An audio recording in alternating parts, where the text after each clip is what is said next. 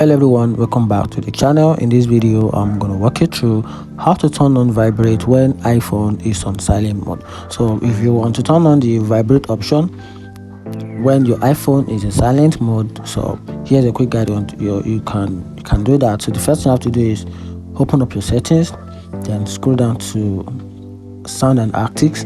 So if your iPhone is on silent mode, you can see now silent mode on.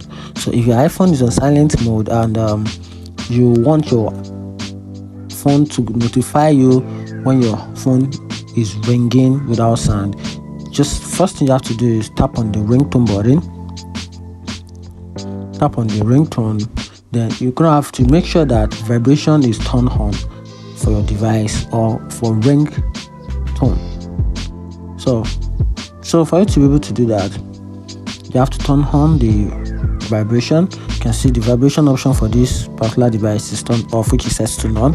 So for you to be able to do that, you have to set it to sync. Probably tap on the sync button. So this is the default settings for the vibration.